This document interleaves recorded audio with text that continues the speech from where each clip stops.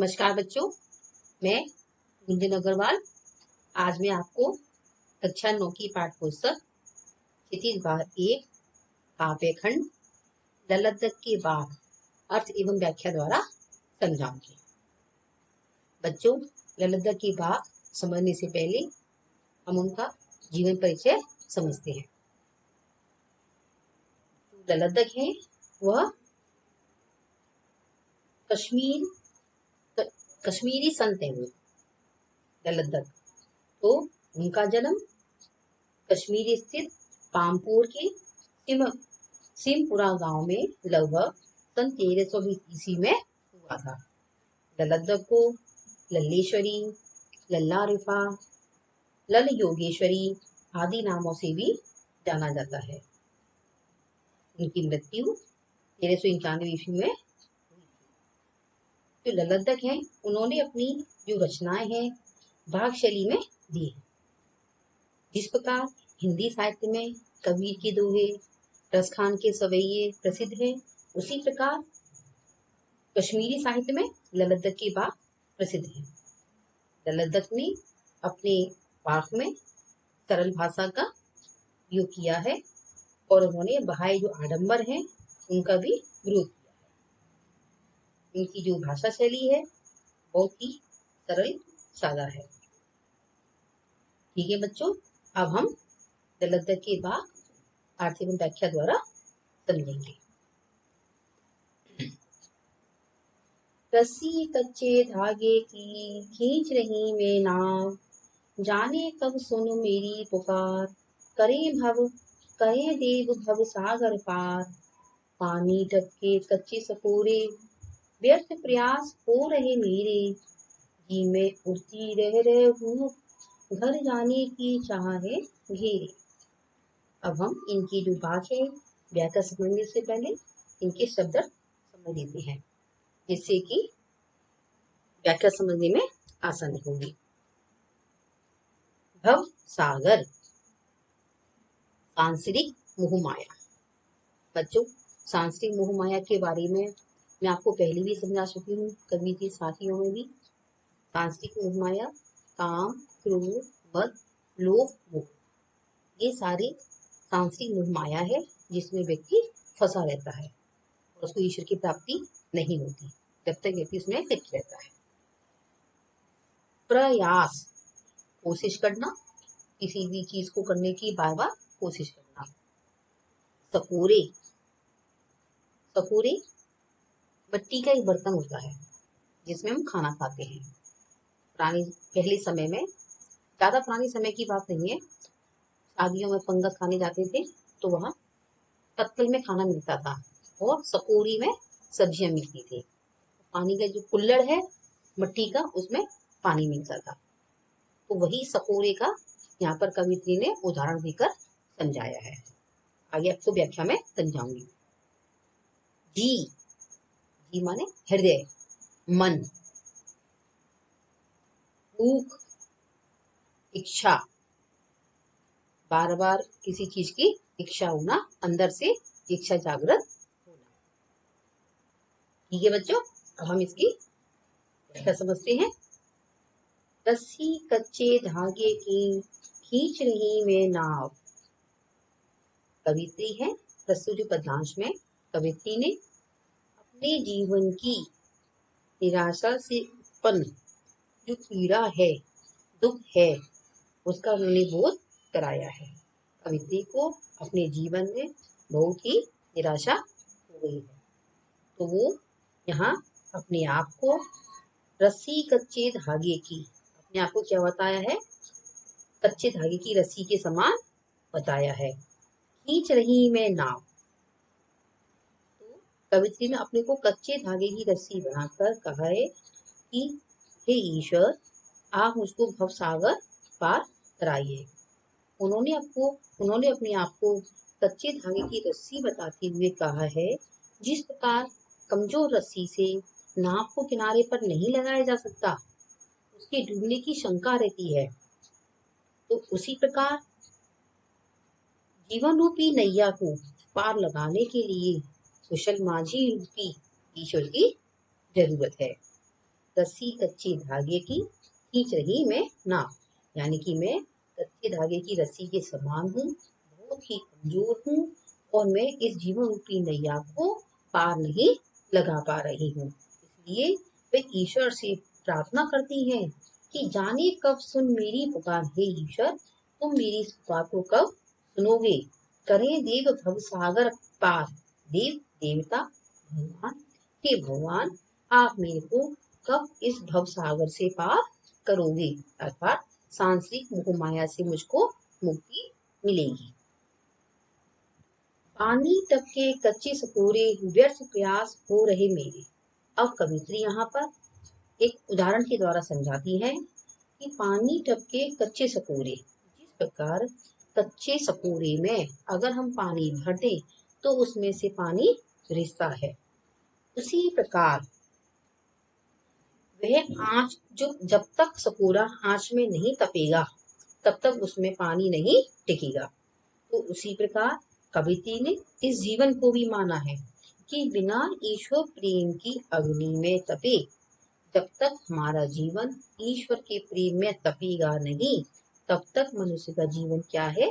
खंडित है, अर्थात व्यर्थ है, बेकार है। पानी टपके कच्चे सकोरे, व्यर्थ प्रयास हो रहे मेरे। क्योंकि जिस प्रकार कच्चे सकोरे में पानी नहीं रह सकता, उसी प्रकार ईश्वर की जब तक मैं भक्ति में तप नहीं जाऊंगी तब तक मेरी सारी जो प्रयास है ईश्वर प्राप्ति के, वो सब मेरे व्यर्थ हो रहे हैं। जीव में उड़ती रह भूख, घर जाने की चाह है घेरे।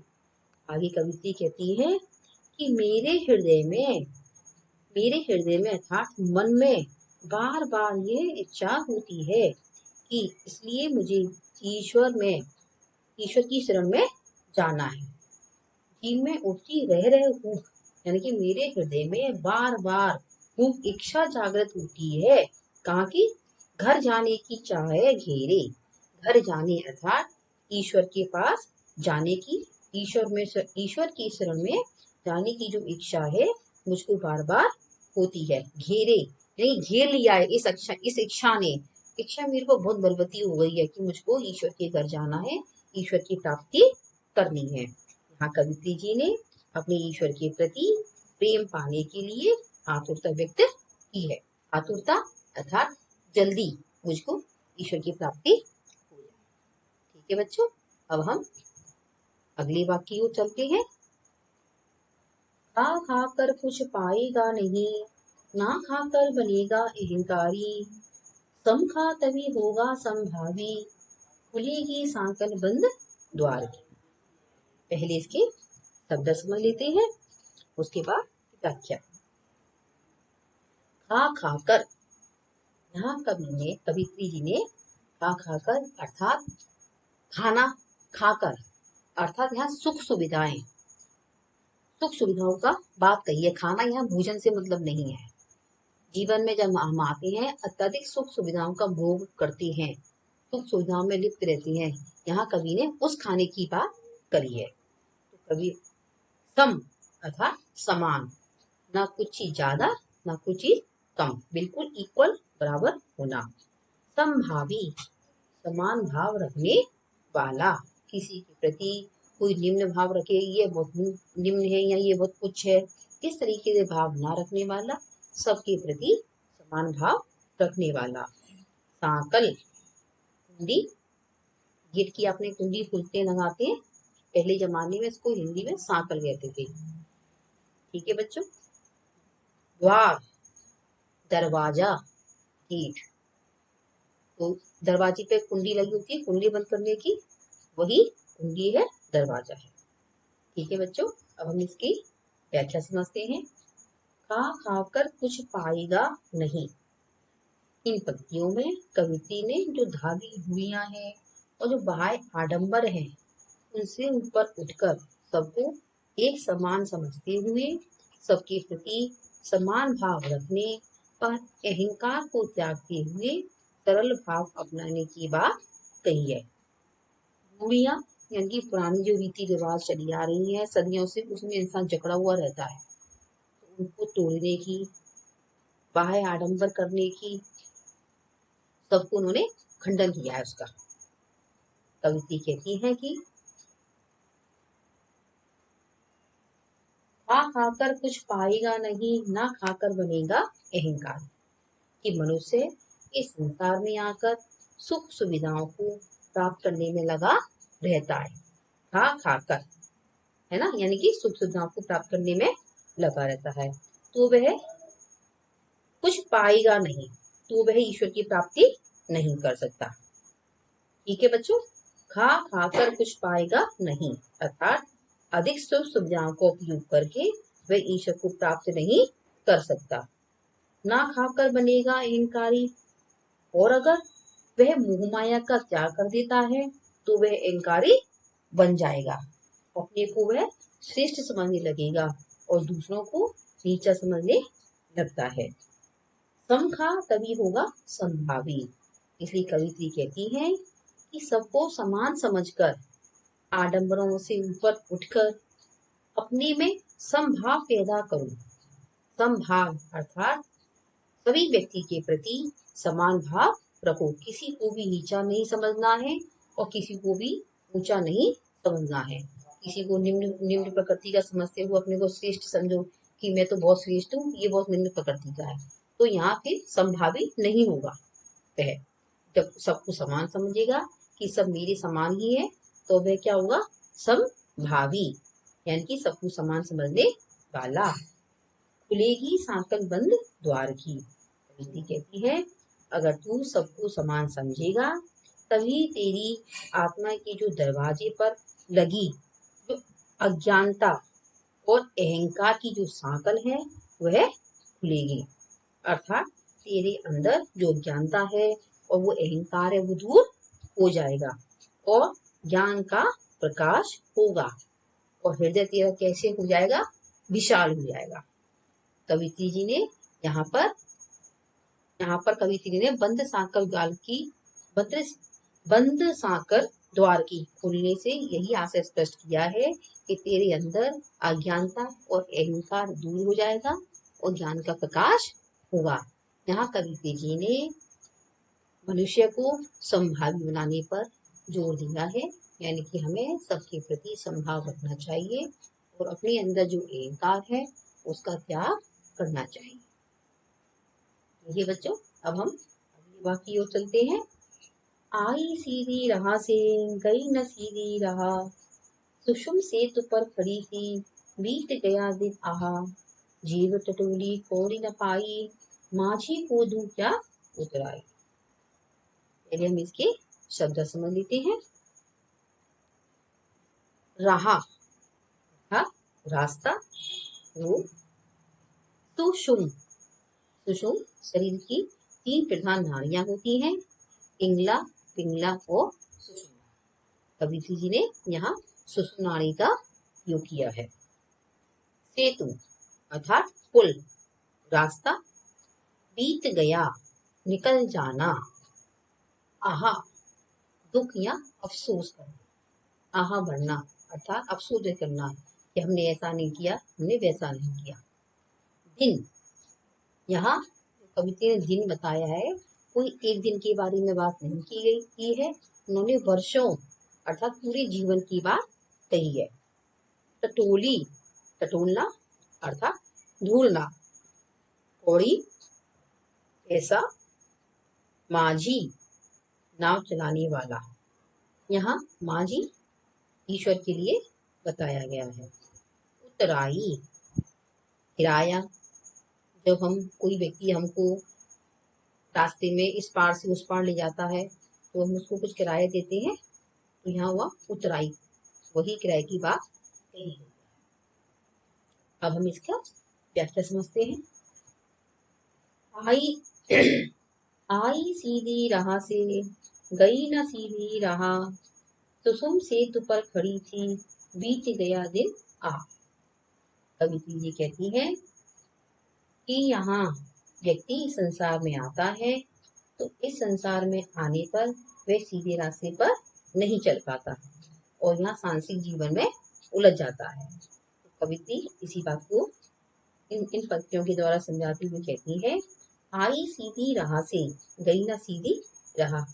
हे ईश्वर, जब तुमने जन्म दिया था तो वह बिल्कुल सीधी राह से आई थी कि मैं इस दुनिया में जाऊंगा, तो संसार में जाने पर भगवान का भजन कीर्तन करूंगा। बच्चों, जब माँ के गर्भ में शिशु पलता है तो उस शिशु को अंदर माँ के गर्भ में इतनी घुटन होती है और वह भगवान से रोज प्रार्थना करता है, हे भगवान, मुझको इस अंधकूप से बाहर निकालो। तो वह उस समय पता है क्या कहता है, हे भगवान, बस आप मुझे इस अंधकूप से बाहर निकाल दो और मैं आपका पूरे जीवन भर आपका भजन कीर्तन करूंगा, आपका गुणगान करूंगा। परंतु ऐसा नहीं होता है। जब वो इस दुनिया में आ जाता है तो दुनिया के प्रपंचों में फंसकर रह जाता है और वो ईश्वर को भूल जाता है। तो कवित्री कहती है, आई सीधी राह से गई ना सीधी राह। व्यक्ति बिल्कुल सीधी राह से यहाँ पर आता है कि मैं भगवान का भजन कीर्तन करूंगा, अच्छे सत्कर्म करूंगा, परंतु वह उस सीधी राह पर चल नहीं पाता है। सुसुम सेतु पर खड़ी थी, बीत गया दिन आहा। कवित्री कहती है कि ये जो जिंदगी है, सुसुम, अभी मैंने आपको बताया था शब्द अर्थ में, शरीर की 3 प्रधान नाड़ियां हैं, इंगला, पिंगला, सुषुम्ना। तो यहाँ सुषुम्ना नाड़ी रूपी पुल है, उस पर खड़ी थी। बीत गया दिन आहा, और ये जो सारा जीवन है वो सोच विचार करने में, हठ योग साधना में ही बीत गया। हठ योग साधना कि मुझे इस चीज को प्राप्त करना है, अब मुझे इस चीज को प्राप्त करना है, इस प्रकार की साधना में उसने सारा जीवन बिता दिया। जेब टटोली कौड़ी न पाई। अब यहाँ कवित्री जो बात को है इस उदाहरण के द्वारा समझाती है कि जेब टटोली कौड़ी न पाई, माझी को दूं क्या उतराई। जब हम नाव के द्वारा इस किनारे से उस किनारे जाते हैं तो हम माझी को उसकी उतराई के रूप में कुछ पैसा देते हैं। तो इसी प्रकार कवित्री ने इस उदाहरण के द्वारा समझाया है कि इस ईश्वर ने मुझको इस संसार में भेजा, तो इस संसार में भेजने के बदले में मैंने उसको कुछ भी नहीं दिया। जेब टटोली कौड़ी न पाई। जब मैंने देखा कि इस ईश्वर ने मुझे इस संसार में भेजा है तो मुझे उसके बदले में उसे कुछ देना चाहिए, लेकिन मैंने देखा कि मेरे पास कुछ भी देने को ईश्वर को देने के लिए मेरे पास कुछ भी नहीं है। अर्थात मैंने अपने जीवन में कोई भी सत्कर्म या अच्छे कार्य नहीं किए हैं जिससे मैं ईश्वर को कुछ दे सकूं। माझी कूदूं क्या उतराई। अब यहाँ माझी ईश्वर है, माझी को दूं क्या उतराई। यहाँ किनारे, नाव को किनारे पर लगाने वाला माझी, वो तो ठीक है। अब यहाँ माझी ईश्वर है। तो कवित्री यही कहती है कि जो इंसान है अपनी जब लास्ट अंतिम अवस्था में आता है तब उसको ध्यान आता है कि मैंने इस जीवन में आकर क्या क्या सत्कर्म किए हैं। तो लेकिन जब उसको भगवान का ध्यान आता है तब उसके पास अच्छे कर्म करने के लिए समय नहीं रहता है और उसके पास कुछ भी करने के कारण उसको बहुत ही पीड़ा होती है। तो यहाँ कवित्री जी ने इस बात के द्वारा यही बताया है कि जो मनुष्य है संसार में आकर सांसी मोह माया में लिप्त हो जाता है और ईश्वर को भूल जाता है। ठीक है बच्चों, अब हम अगली वाक्य की ओर चलते हैं। थल थल में बसता है शिव ही, भेद न कर क्या हिंदू मुसलमान। ज्ञानी है तो स्वयं को जान, वही है साहिब से पहचान। अब यहाँ पहले हम इनके शब्द समझ लेते हैं। थल थल सर्वत्र, अर्थात सब जगह पर ईश्वर विद्यमान है, बसता है, रहता है। भेद अंतर करना, स्वयं अपने आप को, पहचान जानना, साही स्वामी ईश्वर। ठीक है बच्चों, अब हम इसकी व्याख्या समझते हैं। थल थल में बसता है शिव ही। यहाँ कवित्री जी ने मनुष्य के भीतर ही परमात्मा को देखने की सलाह दी है। कि जो परमात्मा है वो मनुष्य के अंदर ही विद्यमान है। तो कवित्री जी कहती है, थल थल में बसता है शिव ही, कि जो शिव है, शिव शिव भगवान, कल्याणकारी भगवान जो सबका कल्याण करते हैं, वो जो शिव है थल थल में अर्थात हर जगह पर विद्यमान है। भेद न कर क्या हिंदू मुसलमान, जब वह शिव हर जगह विद्यमान है तो फिर हम हिंदू और मुसलमान में भेद क्यों करें। अर्थात हमको हिंदू और मुसलमान में किसी भी प्रकार का भेद नहीं करना चाहिए, क्योंकि जो ईश्वर है वो तो हर जगह पर विद्यमान है। ज्ञानी है तो स्वयं को जान, आगे कवित्री कहती है, अगर तू वास्तव में ज्ञानी है, तेरे अंदर ज्ञान है, तो तू सबसे पहले खुद को जान ले।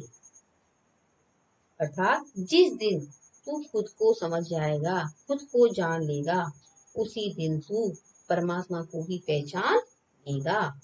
वही है साहिब से पहचान। जिस दिन तू अपने अंदर को पहचान जाएगा, उसी दिन तेरी साहिब से पहचान हो जाएगी। साहिब अर्थात ईश्वर, ईश्वर से तेरा मिलन हो जाएगा। इसलिए कवित्री जी ने यहाँ पर हर व्यक्ति के अंदर ईश्वर का वास बताया है, केवल हमें उसको जानने की जरूरत है। धन्यवाद बच्चों। अगर आपको मेरी वीडियो पसंद आई हो तो इसे आप लाइक करिए,